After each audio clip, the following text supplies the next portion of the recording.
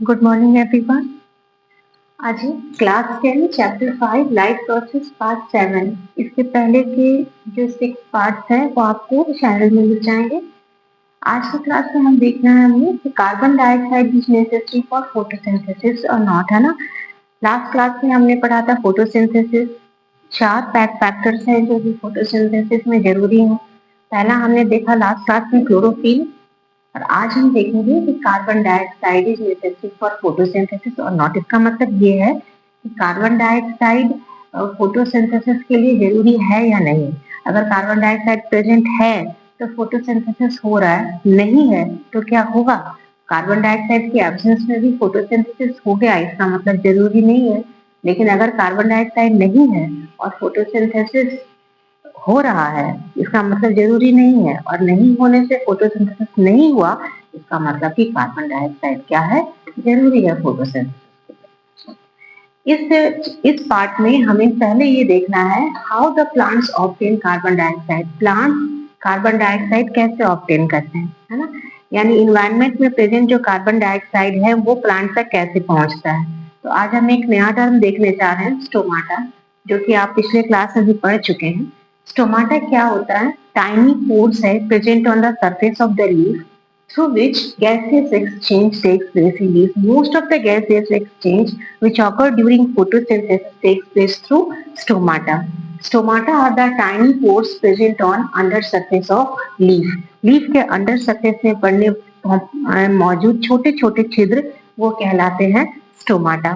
ठीक है, यहाँ पर स्ट्रक्चर बना हुआ है स्टोमाटा का। ठीक है, जितने भी गैसेस एक्सचेंज हैं फोटोसिंथेसिस में वो सभी स्टोमाटा के थ्रू होते हैं। In plants most of the gases exchange for photosynthesis take place through stomata.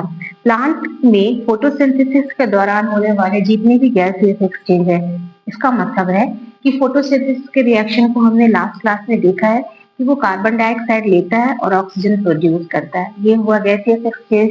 जैसे रेस्पिरेशन में ऑक्सीजन लेना और कार्बन डाइऑक्साइड देना, वैसे ही फोटोसिंथेसिस में कार्बन डाइऑक्साइड लेना और ऑक्सीजन देना। तो ये क्या है? ये हमारा गैसियस एक्सचेंज है। तो प्लांट में फोटोसिंथेसिस के दौरान होने वाले जितने भी गैसियस एक्सचेंज है वो स्टोमाटा के थ्रू होते हैं। लेकिन इसका मतलब ये नहीं कि केवल स्टोमाटा में ही होते हैं, प्लांट में अदर पार्ट में भी गैसेस एक्सचेंज होते हैं। लेकिन फोटोसिंथेसिस का जो most of the gases exchange है वो स्टोमाटा के थ्रू होता है। Exchange of gases also occur through the surface of stem, roots and leaves. ये जो गैस का आदान प्रदान है वो केवल स्टोमाटा, लीफ के स्टोमाटा में ही नहीं बल्कि स्टेम में, रूट में और लीफ तीनों में होता है। ये हमें ध्यान रखना है। ऐसा नहीं है कि प्लांट में गैसेस एक्सचेंज केवल और केवल स्टोमाटा से होगा, नहीं, स्टेम से भी होगा, रूट से भी होगा।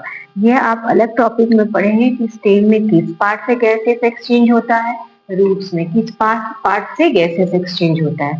ठीक है, ये तो हमने पढ़ा कि गैसियस एक्सचेंज स्टोमाटा से होता है।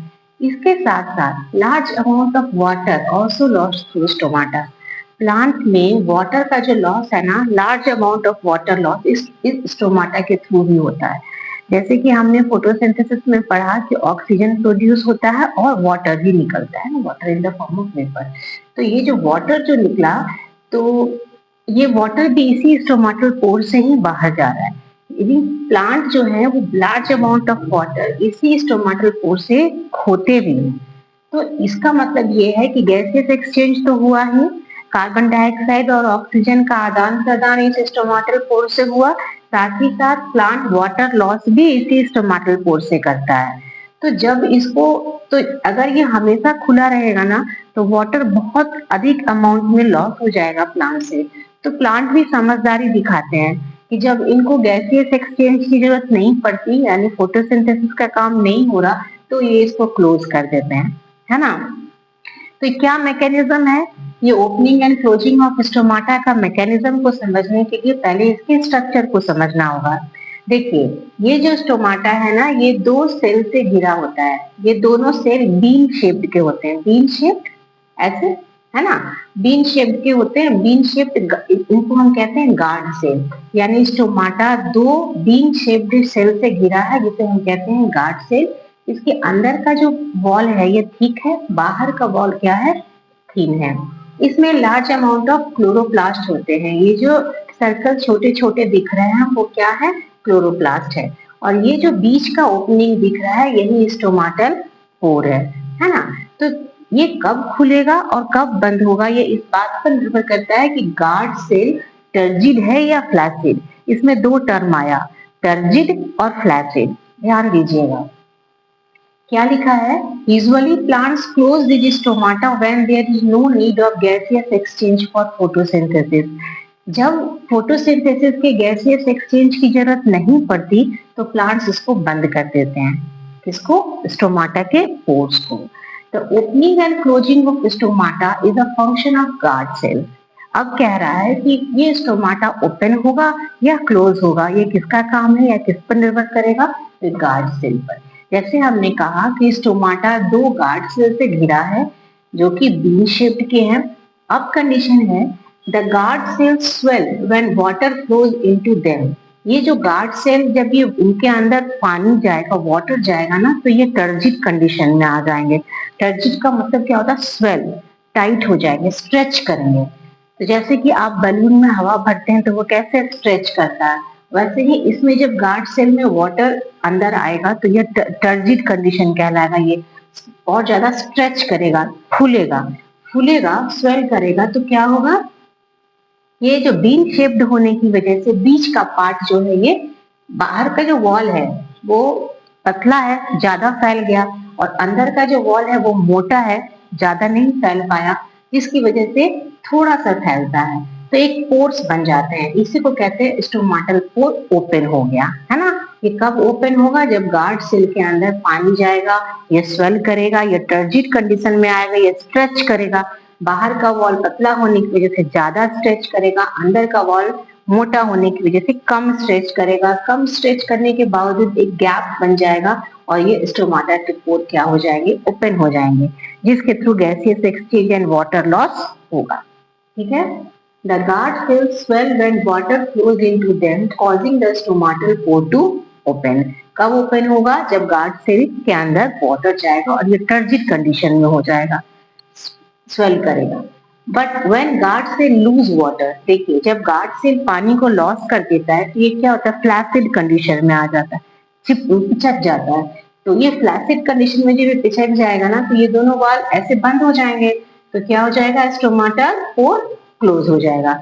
तो ये टर्जिड कंडीशन में स्टोमाटा ओपन होगा, फ्लैसिड कंडीशन में स्टोमाटा क्लोज होगा।